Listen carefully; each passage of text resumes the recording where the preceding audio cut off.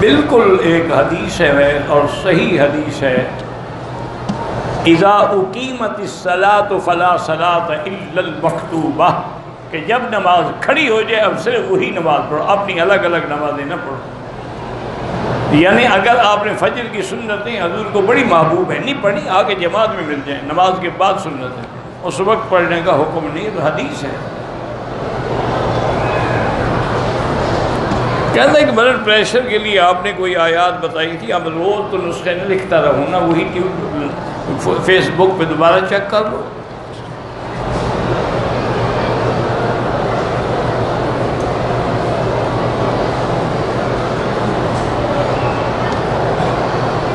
کہتا ہے کہ میں نے اے ٹی ایم سے موبائل لیا ہے قسطوں پر، بینک والے سود نہیں لیتے، وہ ایک ہی دفعہ جب ہم خریدتے ہیں تو 49 درہم کاٹ لیتے ہیں، وہ سود نہیں ہے، وہ تو اپنی فیس وغیرہ کا کاٹتے ہیں، وہ لے سکتے ہیں آپ۔ ایک ہندو لڑکی ہے، شادی شدہ ہے، وہ ایک مسلمان لڑکے سے پیار کرتی ہے، لڑکا بھی کرتا ہے، یہ دونوں یعنی عقل سے فارغ ہیں، وہ شادی شدہ ہے، پیار اس سے کرتی ہے، اور یہ الو کا پٹھا ایسا ہے کہ کافرہ عورت سے پیار کر رہا ہے۔ کافرہ سے شادی کرنے سے تم خود بھی کافر ہو جاؤ گے، کافرہ سے تو نکاح جائز نہیں ہے۔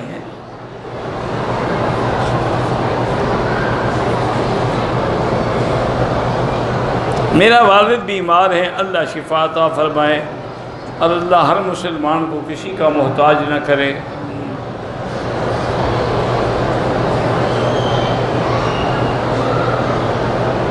ایک عورت کسی دوسری عورت کو اپنے گھر نہیں آنے دیتی کیونکہ وہ لڑائی کراتی ہے، اچھا کرتی ہے، ایسی عورتوں کو نہیں آنے دینا چاہیے۔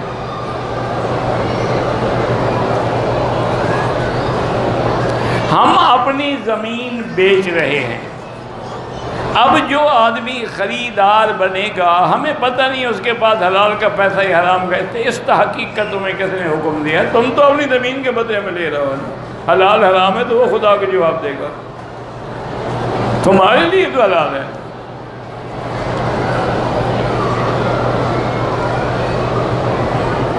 باپ کا کاروبار تھا، باپ کے مرنے کے بعد دونوں بھائیوں کے سنبھال لیا، 22 سال اکٹھے کام کر رہے ہیں، اب بڑے بھائی نے چھوٹے پر الزام رکھا، اس نے کروڑوں کا گھپلا کیا۔ یہ تم جانے یہ ذاتی معاملات ہے، اس میں کیا کر سکتا ہوں؟ اپنے بھائی کو مطمئن کرو، اور اگر اس نے الزام لگایا ہے تو وہ ثابت کرے، البینۃ علی المدعی، جو دعویٰ کرے گواہ اس کے ذمے ہیں۔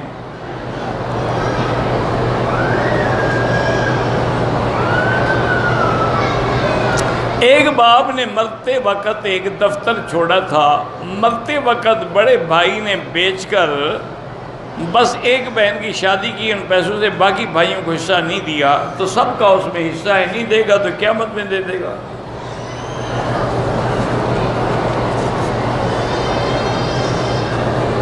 نفلی روزہ بغیر عذر کے نہیں توڑا جا سکتا، ہاں اگر عذر ہو توڑ دے، پھر قضا رکھے۔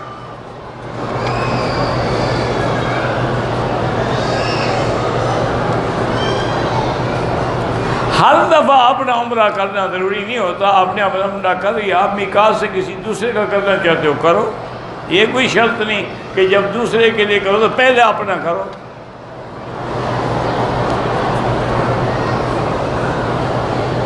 میرے والد کا دوست کا والد فوت ہو، اللہ مغفرت فرمائے، ایک آدمی کی اولاد نہیں، اللہ سب کو اولاد صالح عطا فرمائے۔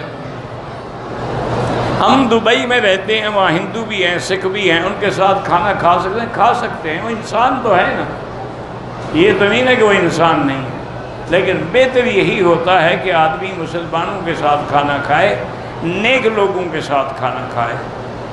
اکل طعامکم الابرار، کسی زندہ انسان کے لیے بھی ہم استغفار پڑھ کے دعا مانگ سکتے ہیں کہ اللہ اس کے گناہ معاف کرے، بالکل ساری دنیا کے لیے مانگ سکتے ہیں، اللہم اغفر لجمیع المسلمین والمسلمات۔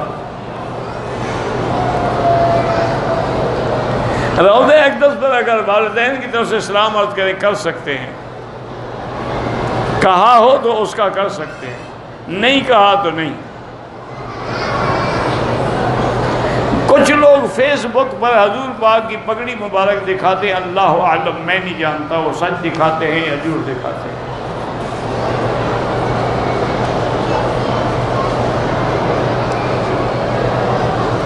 میں شرعی پردہ کرتی ہوں اور اکیلی یا کسی عورت کے ساتھ جا کر ہسپتال سے ٹیسٹ کروا سکتے ہیں، کرا سکتی ہے، خون وغیرہ لیتے ہیں، مرد ہوتے ہیں، مجبوری ہے، وہ تو جائز ہے۔ گھر میں کبوتر رکھ سکتے، ہر پرندہ رکھ سکتے ہیں، لیکن ان کے حقوق ادا کرنے ہوں گے، کھانا پینا دانا دن کا۔ ظہر کی 4 سنتیں پڑھنے سے پہلے فجر کی قضا پڑھ سکتے ہیں؟ ہاں پڑھ سکتے ہیں۔ اگر آدمی نماز میں سورت پڑھ رہا ہو اور ایک آیت بھول گیا پھر یاد آ کے پڑھ لیا تو کوئی سیدھے سہو نہیں۔ ایک شخص دور کی مسجد میں جا کے نماز اس لیے پڑھتا ہے کہ وہاں کسی بزرگ کی قبر پر بیٹھ کے مراقبہ کرتا ہے اور قبر والے سے فیض حاصل کرتا ہے، یہ شرک ہے۔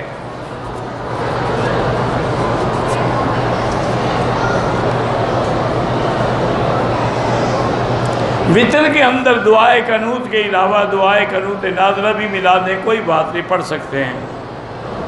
فرض نماز میں بھول کے 5 رکعت پڑھ لیں تو 6ٹھی رکعت پڑھ لیں اور سجدہ صاف کریں۔ قضا نماز جو ہے لازمی بات ہے کہ اذان نماز سے پہلے ادا کر لیں۔ اذان کے وقت سر پہ دوپٹہ نہ ہو تو کوئی گناہ نہیں ہوتا۔ عورتوں کے لیے ننگے سر اگر زبانی تلاوت کریں کر سکتی ہیں، بہرحال بہتر یہی ہے کہ نہ کریں، ادب کا تقاضا ہے، اور نہ کر سکتی ہیں۔ بعض لوگ منہ میں نسوار رکھتے ہیں پھر بھی اللہ کا ذکر کرتے ہیں، ایسا نہ کریں کیونکہ منہ گندا ہے، گندے منہ سے اللہ کا پاک نام نہ لو، اور شاید یہی ذریعہ بن جائے تمہارے نسوار چھڑانے کا۔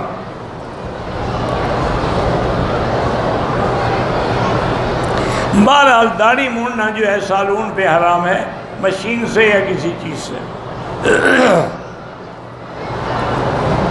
ایک آدمی 18 یا 20 سال کے بعد نماز کا پابند ہو جاتا ہے، جب تک بالغ نہیں ہوا تو اس پہ نمازیں فرض ہی نہیں تھی، بالغ ہونے کے بعد جتنی چھوڑی ہیں ادا کریں۔ اب 20 سال کا ہے، مثلا 15 سال تک تو بالغ ہی نہیں تھا، وہ تو معاف ہے، باقی 5 سال کی ادا کریں، قضا کریں۔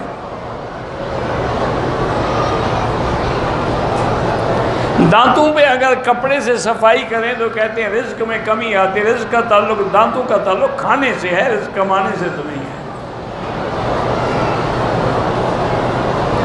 عورت کے لیے کسی عالم دین سے بیعت کرنے کا کیا حکم ہے؟ اگر واقعی کوئی قابل اعتبار ہو اور سنت پہ چلنے والا ہو تو عورت بھی بیعت کر سکتی ہے۔ حضور کی بیعت عورتوں نے نہیں کی تھی، وہ بیعت علیہ السلام تھی، لیکن بیعت تو تھی نا۔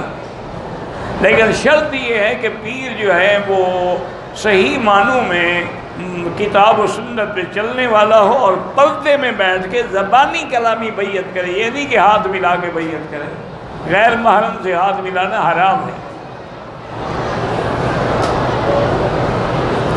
عورت اگر اپنے بدن کی صفائی کے لیے ریزر استعمال کرے، کوئی چیز مقصد صفائی ہے۔ قربانی بھی سنت ہے، عقیقہ بھی سنت ہے۔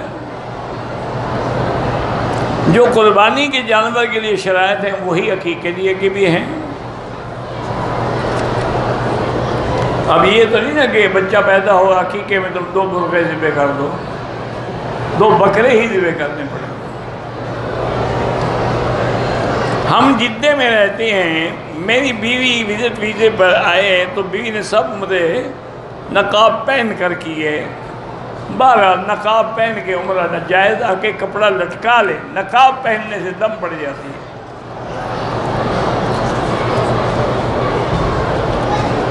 لیکوریا کے بارے میں آپ نے آیات بتائی تھی، اسی فیس بک کو پھر پڑھ لو۔ حضور کے زمانے میں عام طور پر پیلو کی لکڑی کا مسواک ہوتا تھا، ویسے ہر لکڑی کا استعمال فرماتے تھے۔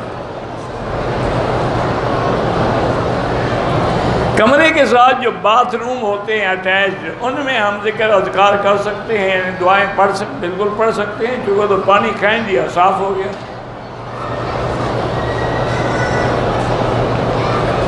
اسلام نے خاندانی منصوبہ بندی کی اجازت تو نہیں دی، لیکن حالات ہیں کہ عورت بچہ پیدا کرنے کے قابل نہ ہو، بیمار ہو، اس کی جان کو خطرہ ہو تو وقفہ کر سکتے ہیں۔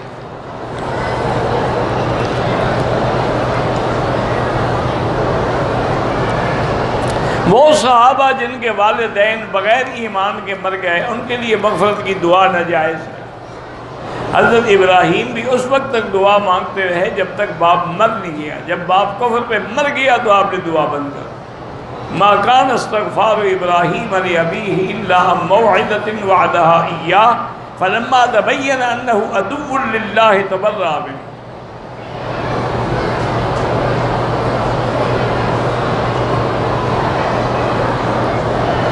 ہم جاتے ہیں پتہ نہیں کمرے کہیں جاتے ہیں، آگے پتہ نہیں لڑکی بیٹھی ہوتی ہے تو ضروری تو نہیں ہے کہ آپ سلام کریں۔ سنت کے مطابق داڑھی کم از کم ایک مشت ہونی ضروری ہے۔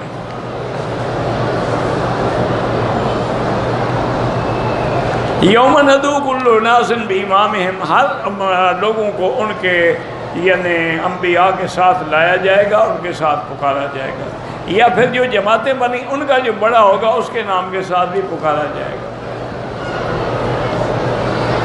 میرے بیٹے نے نام باندھا، بنیان پہن کے داخل ہوئے، تب پتہ چلا دم پڑ گیا ہے۔ بہرحال اگر اس نے اتار دی تو پھر دم نہیں پڑی، اگر پورے عمرے میں بنین نہیں اتاری تو دم پڑ گئی۔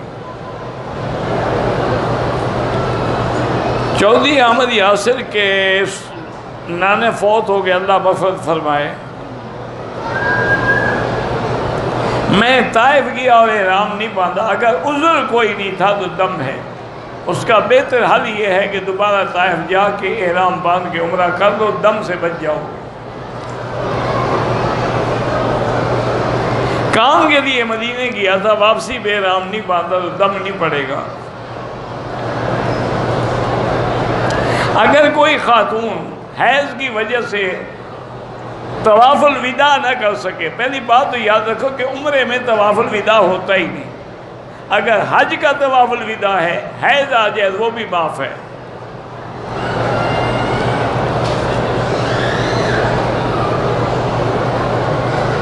بہرحال اللہ جن نے بھی دعا کے لیے کہا، اللہ سب کی حاجتیں پوری فرمائے۔ باپ بیٹا دونوں نے عمرہ کیا، بال جدے میں کٹوائے، دونوں پہ ایک ایک بکری دم پڑ گئی، بال حدود حرم میں کٹوانے ہوتے ہیں۔ مجھے ایسا لگتا ہے کہ مجھ پہ جادو ہو گیا، تمہیں ایسا لگتا ہے نا، کوئی اور تو نہیں کہتا۔ اس کا علاج ہے کہ سورۃ البقرہ پڑھا کرو اور ہیڈ فون لگا کے سنا کرو۔ اولاد نرینہ کے لیے اللہ کے قرآن میں جو دعائیں ہیں، رب لا تذرنی فردا وانت خیر الوارثین، وہ پڑھا کریں۔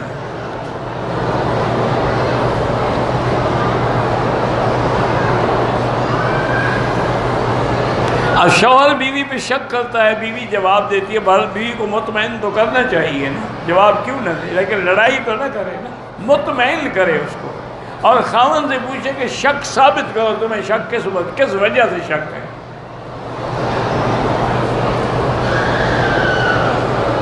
حرم میں جو کام کرنے والے لوگ ہیں، ان کو صدقہ خیرات کے پیسے بالکل دے سکتے ہیں، یہ زیادہ مستحق ہیں، کسی سے سوال بھی نہیں کرتے اور حرم کا کام بھی کر رہے ہیں۔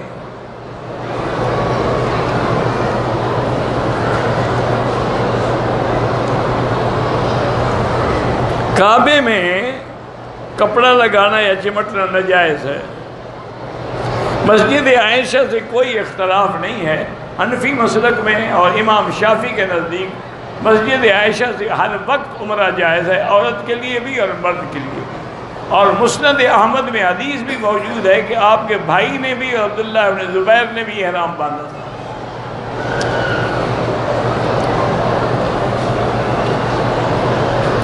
ہم انڈیا سے آئے ہیں، ہم نے بچے اور بچی کا نکاح کروانا ہے، کسی بھی عالم سے حرم میں نکاح پڑھوا لیں۔